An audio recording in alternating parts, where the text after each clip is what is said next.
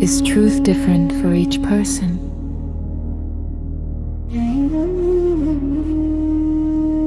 Experience differs, but awareness of experience is the same principle in all. Forms vary, presence does not. What remains when all concepts drop? If every idea is removed, beliefs, identity, knowledge, what remains? Only direct being, not defined, not explained, just present. Not something to hold, but something that cannot be lost. If there is no fixed self, why do I feel so continuous? I wake up, I remember yesterday, I plan tomorrow. Doesn't that continuity prove a stable me? Continuity exists in memory, not in identity. Like frames in a film, movement is perceived, but each frame is new. The feeling of one continuous me is the mind stitching moments together. Then is memory unreliable? If memory constructs continuity, can it be trusted? Memory is functional, not false. It helps navigation, survival, learning. But it is not a witness to absolute truth, only to stored impressions. It describes the past, not the present reality itself. Why does the mind resist silence? When silence is mentioned, I feel uneasy, almost empty. Why? Because mind survives through activity. It defines itself through movement, thought, comparison, judgment. Silence feels like disappearance to the mind, but it is actually the absence of conflict, not existence. Is silence something to achieve? Should I practice something to reach silence? Anything practiced belongs to effort. Silence is not manufactured. It is what remains when a necessary effort stops. Not achieved, recognized.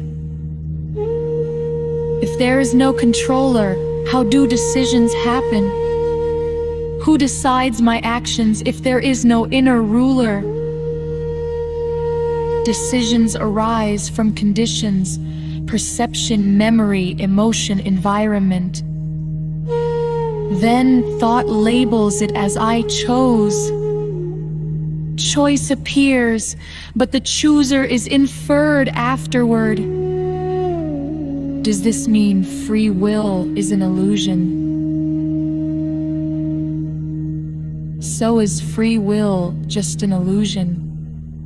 Free will as absolute control does not appear, but responsiveness exists.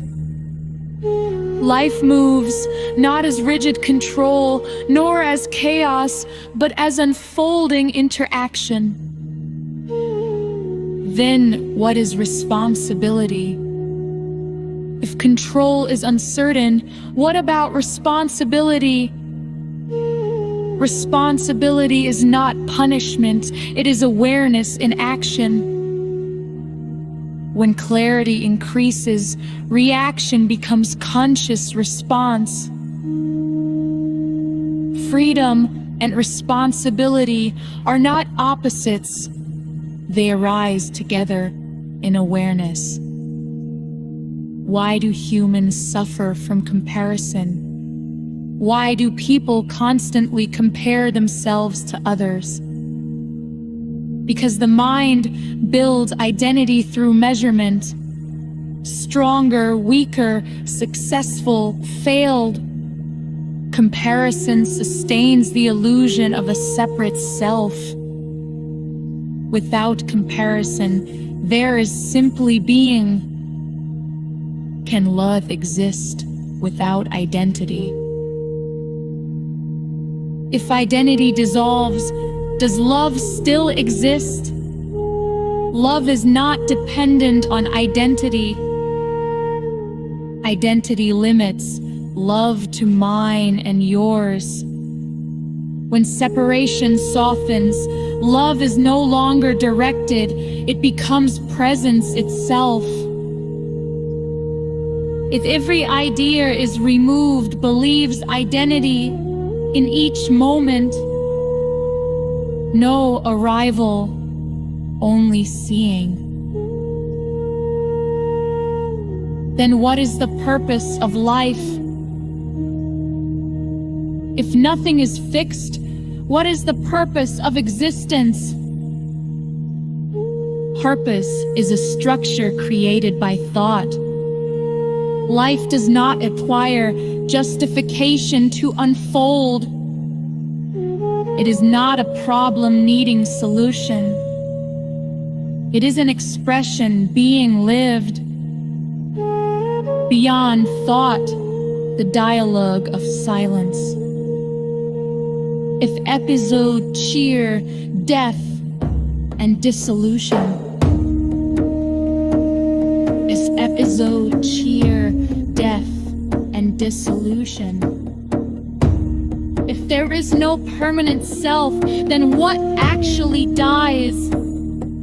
What you call death is the end of form, not the end of presence. Forms arise, function, dissolve. Presence is not a foreign, but disappears as destruction, not the space in which it appeared. Then rise death, feared still deeply. If nothing permanent is truly lost, why does fear remain? Fear is not an object itself. It is about identification with continuity.